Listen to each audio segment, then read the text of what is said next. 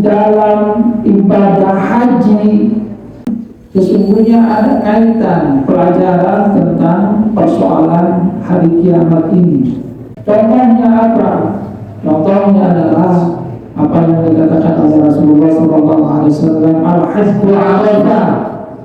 Ibadah haji itu pokoknya adalah wukuf di Arafah. Makanya karena ini adalah ibadah yang paling pokok, semua itu harus melaksanakannya. Yang sakit pun itu dibawa itu. Pada saat wukuf di Arafah sesungguhnya ini kan kalau direnungkan merupakan satu gambaran tentang apa yang nantinya akan dihadapi manusia pada saat dikumpulkan oleh Allah Subhanahu wa Ta'ala di padang mahsyar. Karena pada saat itu manusia itu semuanya sama, kumpul. Ada manusia mulai dari masa Nabi Adam alaihissalam sampai nanti manusia akhir zaman, semuanya itu berdiri menunggu keputusan dari Allah Subhanahu wa Ta'ala. Matahari itu dekat. Nah, gambaran tentang itu akan kita dapatkan pada saat wukuf di Arafah.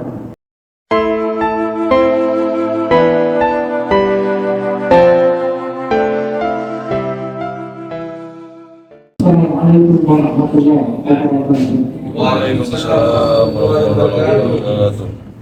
Alhamdulillah, nahmaduhu wa nasta'inuhu wa nastaghfiruh.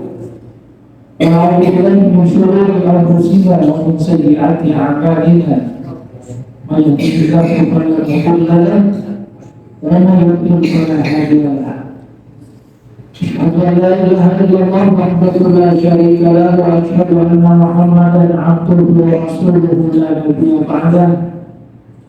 اللهم صل على محمد وعلى آل محمد كما صليت على آل إبراهيم إنك حميد مجيد. اللهم بارك على محمد وعلى آل محمد كما باركت على آل إبراهيم إنك حميد مجيد.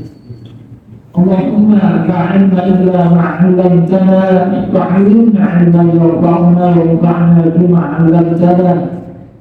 ربنا آتنا من لدنك رحمة وهيئ لنا من أمرنا رشدا. رب اشرح لي صدري ويسر لي أمري واحلل عقدة من لساني يفقهوا قولي. أما بعد. Hadirin yang berbahagia, Bismillahirrahmanirrahim. Alhamdulillah. Kita bersyukur kepada Allah Subhanahu wa Ta'ala karena kita masih diberikan oleh Allah Subhanahu wa Ta'ala berbagai nikmatnya. Kita diberikan oleh Allah Subhanahu wa Ta'ala nikmat kesehatan. Kita juga diberikan oleh Allah Subhanahu wa Ta'ala nikmatul iman, bisa menggunakan nikmat-nikmat yang lainnya di dalam rangka kebaikan, menghambakan diri kepada Allah Subhanahu wa Ta'ala, memberikan manfaat terhadap sesama manusia. Hadirin jamaah pengajian Islam rahimahullah, setelah kita membahas surah Al-Anbiya, maka kita akan membahas surah Al-Hajj. Surah Al-Hajj ini merupakan surah yang sebagian ayatnya bersifat madaniyah, sebagian lagi sebagian makkiyah. Ada hal yang menarik dari surah Al-Hajj. Apa itu? Surah Al-Hajj sebagaimana yang sudah dikatakan tadi merupakan surah yang sebagian ayat-ayatnya turun pada periode Mekah dan sebagian yang lain turun pada periode Madinah. Sebagian dari ayat-ayatnya itu turun di malam hari, sebagian yang lain ada yang turun pada siang hari. Sebagian ayatnya ada yang turun pada saat Rasulullah SAW berkhabar, tidak bepergian, dan sebagian yang lain turun pada saat Rasulullah SAW bersafar di dalam perjalanan. Bukan hanya itu, nama dari surat ini juga merupakan salah satu rukun Islam. Dari 5 rukun Islam, surah yang menyebutkan salah satu rukun Islam itu adalah surah ini saja, surah Al-Haji, yang menggambarkan tentang ibadah haji. Dan ada surah sholat, dan ada surah puasa, dan ada surah zakat. Tapi surah haji itu ada, yaitu surah ini. Hadirin yang rahimahullah. Namun kalau kemudian kita mencoba untuk melihat ayat-ayat yang ada di dalam Al-Quran, kita akan mendapatkan bahwa di awal-awal surah dari surah haji ini adalah ayat-ayat yang berbicara tentang persoalan hari kiamat. Nah, setelah itu berbicara tentang al-ba'ts wal nusyur, tentang kebangkitan manusia, bagaimana manusia itu dibangkitkan, kemudian juga bagaimana manusia nanti akan diberikan balasan oleh Allah Subhanahu wa Ta'ala. Yang baik diberikan balasan berupa surga, yang tidak baik diberikan balasan berupa azab neraka.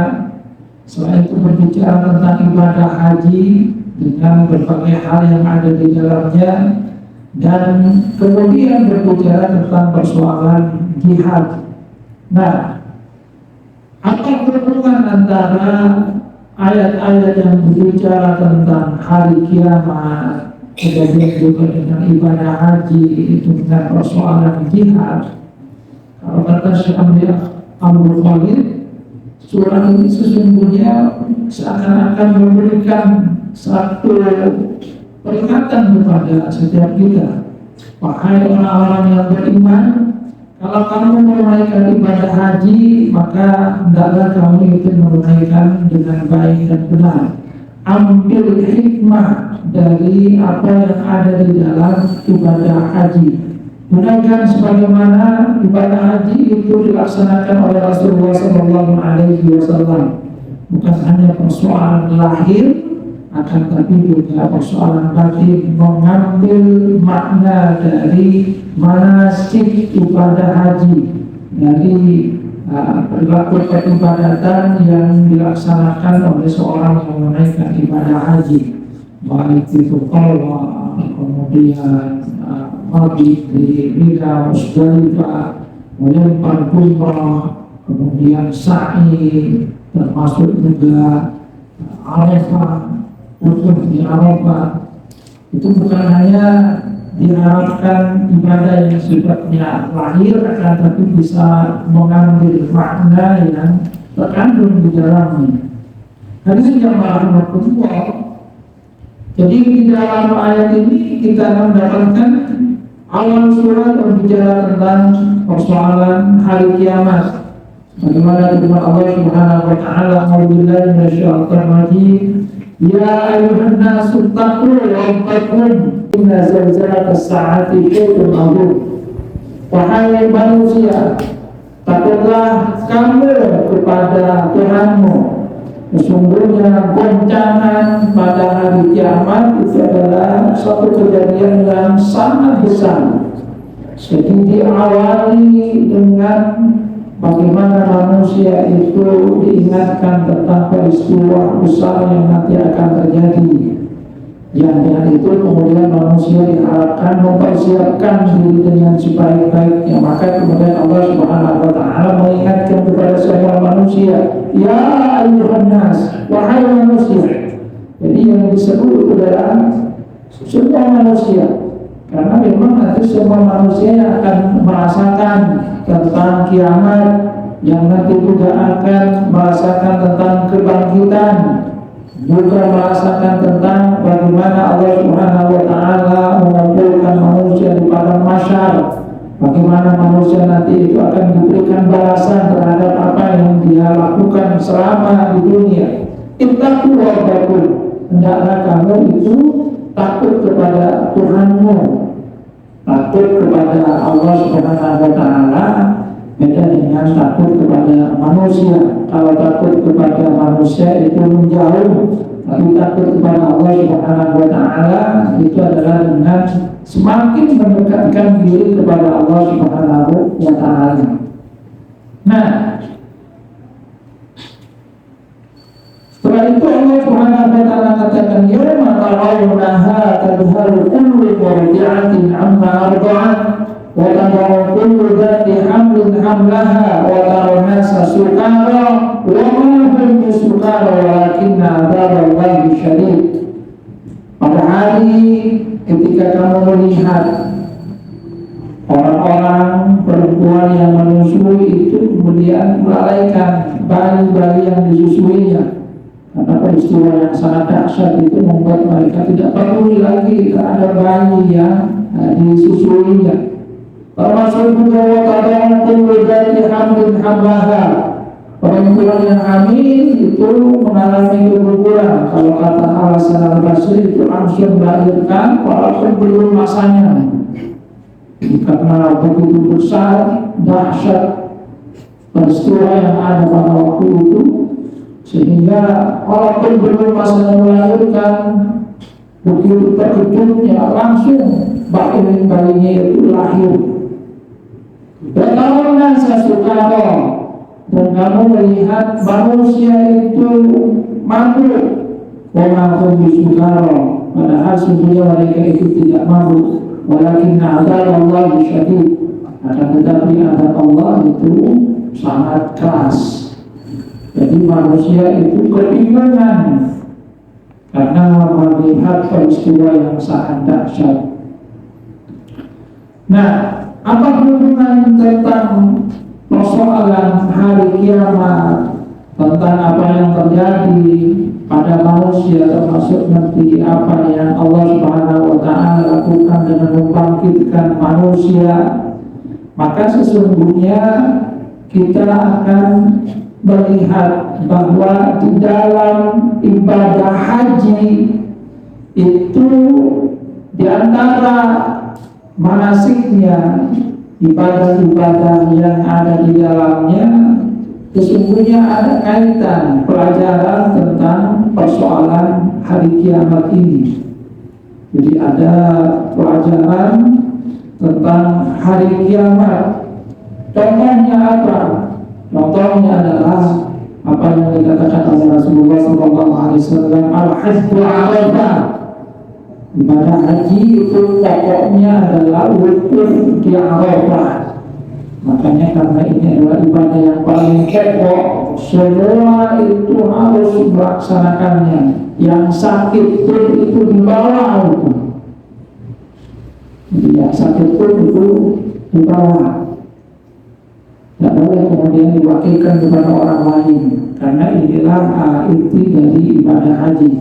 Nah, pada saat di Arafah sesungguhnya ini kan kalau direnungkan merupakan satu gambaran tentang apa yang nantinya akan dihadapi manusia pada saat dikumpulkan oleh Allah Subhanahu wa Ta'ala di padang mahsyar.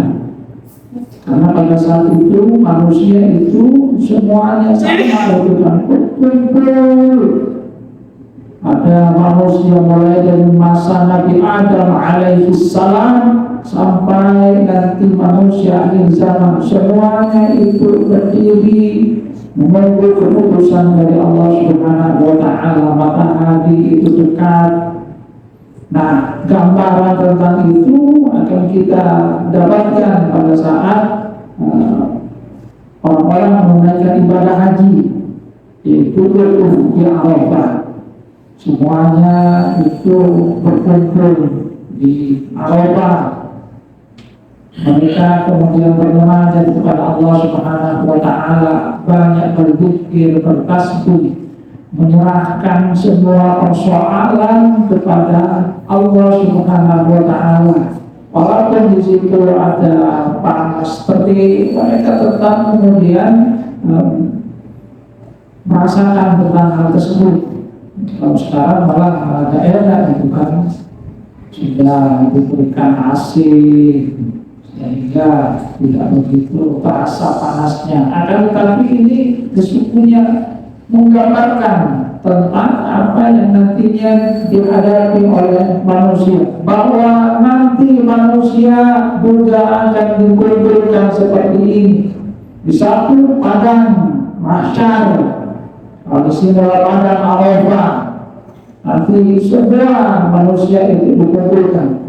Jadi dalam ibadah haji kita akan mendapatkan gambaran yang nantinya banyak berkaitan dengan persoalan hari kiamat. Bagaimana manusia itu dari berbagai penjuru itu datang. Sebagaimana nanti manusia dari semua masa, mulai masa dari Nabi Adam alaihissalam sampai manusia terakhir di hari kiamat, semuanya akan dikumpulkan menuju pada masa menanti keputusan dari Allah Subhanahu wa Ta'ala. Maka sesungguhnya di situ ada pesan yang diberikan oleh Allah Subhanahu wa Ta'ala nanti di dalam ibadah haji. Apa yang seharusnya dipersiapkan oleh manusia supaya dia itu nanti kalau dikumpulkan di padang mahsyar mendapatkan naungan misalnya dari Allah Subhanahu wa Ta'ala. Karena nanti ada di antara manusia itu yang mendapatkan naungan yauma la yadhillu illa dhilluh, ketika tidak ada la illa dhilluh, tidak ada naungan kecuali naungan dari Allah Subhanahu wa Ta'ala. Kalau sekarang itu naungannya bisa berupa tenda, bukan bisa berupa AC. Itu adalah naungan yang ada di dunia. Tapi kalau di akhirat, ya AC-nya naungannya itu lebih berbeda. Itu adalah bagi mereka yang mendapatkan rahmat dari Allah Subhanahu wa Ta'ala. Jadi yang mendapatkan rahmat dari Allah Subhanahu wa Ta'ala sama mendapatkan naungan. Akan tapi tentu di situ berbeda. Sama-sama nanti akan mendapatkan karunia dari Allah Subhanahu wa Ta'ala. Itu ada persyaratannya. Hadirin rahmatullah. Jadi di dalam surah Al-Haji, kenapa kemudian diawali dengan persoalan kiamat? Sesungguhnya dalam banyak ibadah haji itu ada omongan tentang apa yang seharusnya manusia lakukan di dalam mempersiapkan diri menghadapi hari kiamat. Karena ibadah haji itu banyaknya masyarakat akhirah, maknanya yang diminta persoalan yang ada di akhirat. Termasuk misalnya di ayat berikutnya Allah Subhanahu wa Ta'ala katakan, ya ayyuhan nas in kuntum fi raibin minal ba'thi fa inna khalaqnakum min turab. Wahai manusia, kalau kamu itu ragu tentang persoalan kebangkitan, maka ingatlah bahwa kami telah menciptakan kamu itu dari tanah. Kamu dulu dari tanah, maka nanti Allah Subhanahu wa Ta'ala akan kembali membangkitkan kamu dari tanah. Awal kamu itu dari tanah, dulu tidak ada. Allah Subhanahu wa Ta'ala ciptakan dari tanah. Tentu saja kalau kemudian kita lihat kalau besar mungkin gitu kan, yang benar-benar dari tanah penciptaannya itu adalah kata Allah Subhanahu wa Ta'ala manusia pertama Nabi Adam alaihissalam. Rumah jangan selalu musuh-musuh mimpi. Sedangkan anak tubuhnya itu dari saripati air ina, dari air mani. Akan tapi tetap saja apa yang dimakan dan nanti itu menjadi air mani itu kan berasal dari tanah juga.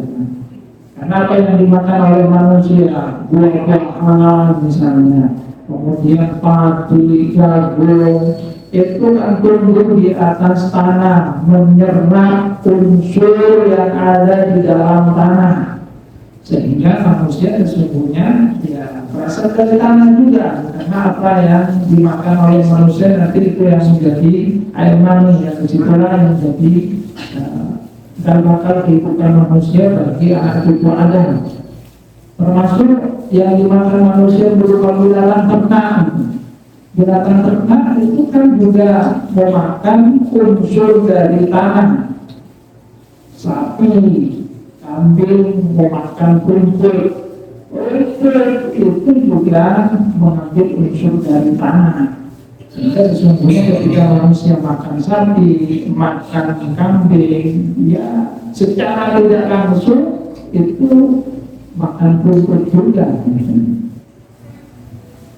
Ya, tidak langsung. Makanya di dalam surah Al-Baqarah itu kan digambarkan cara makanan manusia itu nanti apa itu adalah itu kan. Jadi rumput, ya bukan langsung makan rumputnya, tapi makan sapi dan kambing yang makan rumput. Jadi manusia dari tanah dibangkitkan nanti dari tanah. Dan gambaran seperti itu kata Syekh Amri Khalid itu kita dapatkan di antara proses ibadah haji, misalnya pada saat pagi di Musdalifah. Itu kan manusia semuanya berkumpul di situ pagi di Musdalifah dalam keadaan pakai putih tidur di situ. Itu seakan-akan orang yang mati, apalagi kemudian kan harus capek gitu kan. Mungkin gimana jadi sudah merasakan capeknya di situ kemudian bermalam gitu. Itu seakan-akan seperti halnya orang yang ada dalam kuburan itu. Seakan-akan itu adalah ya kalau kita gambarkan mayat-mayat semuanya yang ketika sudah datang waktu padar, kemudian bangun semuanya, dibangkit semuanya. Artinya seorang yang melaksanakan ibadah haji dan merenungkan itu sesungguhnya akan merasakan bahwa di dalam ibadah haji itu ada gambaran tentang persoalan hari kiamat, tentang persoalan kebangkitan manusia, bagaimana manusia itu sesungguhnya nanti akan sama di hadapan Allah Subhanahu wa Ta'ala, sebagaimana manusia ketika datang ke tanah suci itu semuanya itu sama, pakaiannya nanti itu sama, tidak ada yang dibeda-bedakan. Bukan karena misalnya dia presiden kemudian pakaiannya pakai jas dan enggak ada. Ya semuanya pakai pakaian ihram, tidak ada perbedaan. Dan ada Allah Subhanahu wa Ta'ala. Artinya jangan. Jadi itu sesungguhnya kaitan dari persoalan kiamat dengan ibadah haji. Dan di dalam ibadah haji kemudian manusia diajarkan tentang persoalan ittaqu supaya manusia itu memang mempersiapkan diri dengan sebaik-baiknya mengenai hari kiamat. Dia diingatkan siapa yang seharusnya disembah, yaitu menyembah Allah Subhanahu wa Ta'ala. Alam tara anna Allah yasjudu lahu man fis samawati wa man fil ardh. Wasyamsu wal qamaru wan nujumu wal jibalu wasyajaru wat dawabu wa katsirun minan nas. Jadi Allah Subhanahu wa Ta'ala mengingatkan, apakah kamu tidak lihat bahwa yang bersujud kepada Allah Subhanahu wa Ta'ala itu semua yang ada di langit, yang ada di bumi, matahari, bulan, bintang, tumbuh-tumbuhan, hewan-hewan itu semuanya bersujud kepada Allah Subhanahu wa Ta'ala. Jadi manusia diingatkan tentang siapa sesungguhnya yang seharusnya mereka sembah di dalam kehidupannya. Pada saat dia melaksanakan ibadah haji, itu kan dia kemudian tawaf di Baitullah, bukan menghadap kepada Allah Subhanahu wa Ta'ala. Dari situ kemudian ada pelajaran bagaimana seharusnya kita meningkatkan diri kepada Allah Subhanahu wa Ta'ala. Sehingga sebagian ulama, bagi kamu yang tidak bisa menunaikan ibadah haji di Mekah, maka ya tidaklah kamu itu mendekat kepada Baitullah yang ada di tempat kamu. Jadi kalau di sana itu pada di Baitullah Al-Haram, Ka'bah, Masjidil Haram, maka bagi kita yang ada di sini yang mendekat kepada Allah Subhanahu wa taala dengan menuju masjid sebagai Baitullah juga. Sujud kepada Allah Subhanahu wa taala sebagai satu persiapan di dalam rangka untuk mendapatkan ridha Allah Subhanahu wa taala. Karena memang manusia itu diperintahkan untuk sujud kepada Allah Subhanahu wa taala. Dan semua yang ada di langit dan di bumi itu sujud kepada Allah Subhanahu wa taala. Awal ingat bahwasanya dirinya itu akan menuju Allah Subhanahu wa taala. Saat ini ada usaha di dalam kehidupan, tidak kemudian putus asa. Melempar jumroh itu kan merupakan ibarat tentang bagaimana kita melawan hawa nafsu, melawan setan. Itu bagian dari takut. Takutlah kamu kepada Tuhanmu. Di mana dalam persoalan ibadah haji, Allah Subhanahu wa taala itu kan mengisyaratkan bahwa itu bagian dari pertama syiar. Wa man yu'azzim sya'airallah, siapa yang mengagungkan syiar Allah, fa innaha taqwal qulub, maka itu adalah bagian dari ketakwaan yang ada di dalam hati. Jadi persoalan ketakwaan, bagaimana manusia itu bertakwa kepada Allah Subhanahu wa taala, termasuk peribadatan pengorbanan yang dilakukan itu bagian dari bagaimana kita mendekatkan diri kepada Allah Subhanahu wa taala. Jadi pengorbanan itu kurban, mendekatkan diri kepada Allah Subhanahu wa taala, di mana Allah isyaratkan la ilaha Allah wa quluha wa la du'aha. Yang sampai kepada Allah itu bukan baginya, bukan juga caranya. Walakin yanaluhu taqwa minkum. Tapi yang sampai itu adalah ketakwaan kalian kepada Allah Subhanahu wa taala. Karena Allah itu tidak melihat persoalan fisik, persoalan rupa, tapi Allah melihat persoalan hati. Jadi bagaimana meluruskan hati, apa yang kita miliki itu kita gunakan di dalam rangka untuk mendekatkan diri kepada Allah Subhanahu wa taala. Jadi ada banyak pelajaran. Hari ini Allah rahimahullah. Kemudian di dalam surah Al-Haji kita juga akan mendapatkan pembahasan tentang persoalan jihad.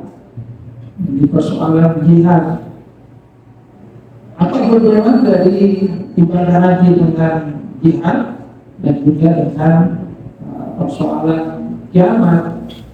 Sesungguhnya ibadah haji itu kan kalau kita renungkan adalah ibadah yang memang sungguh-sungguh memakan tenaga, biaya, waktu, dan butuh pengorbanan. Kalau sekarang ini sudah agak mudah gitu kan, karena dengan naik pesawat sebentar itu sudah sampai itu. Tapi kalau kemudian kita renungkan orang-orang dahulu itu kalau mau menunaikan ibadah haji itu memang laksana orang berjihad itu, siap untuk mati. Saya dengar dari kisah siapa itu, tahun sekitar mungkin tahun 70-an, itu kan menunaikan ibadah haji ketika masih naik kapal itu kan berbulan-bulan gitu, 6 bulan. Itu berangkatnya sekitar mungkin 20 bulan, ketika kembali itu yang balik 40. Jadi separuhnya itu banyak meninggal dunia gitu. Jadi memang siap mati gitu. Sebagaimana orang yang pergi jihad itu memang juga siap untuk mati. Jadi memang butuh pengorbanan, memang butuh juga kesabaran, siap untuk mati. Matinya juga kemudian dikaitkan dengan mati fisabilillah. Jadi ibadah haji, kenapa kemudian disebutkan juga di dalam ayat ini sudah membahas tentang ibadah haji itu persoalan jihad, ya karena memang itu kan pindah tempat, keluar tenaga, keluar uang, itu dilakukan di dalam rangka untuk mencari ridha Allah Subhanahu wa Ta'ala. Sudah siap mati. Dan bagi kita yang ingin mengambil pelajaran, ya kita berjihad untuk melawan hawa nafsu dengan mengorbankan apa yang diberikan oleh Allah Subhanahu wa Ta'ala. Hadirin jamaah Allah, jadi itu sesungguhnya inti yang akan kita dapatkan dari surah Al-Haji. Jadi surah Al-Haji salah satu rukun Islam, rukun yang terakhir, yang kemudian kalau kata teman saya, orang Madura itu rukun Islamnya ada dua itu. Kok bisa dua? Iya, harus syahadat itu langsung ibadah haji. Nggak sholat, nggak puasa itu. Tapi begitu mereka ibadah haji, dia semangat itu. Jadi habis syahadat itu langsung ibadah haji.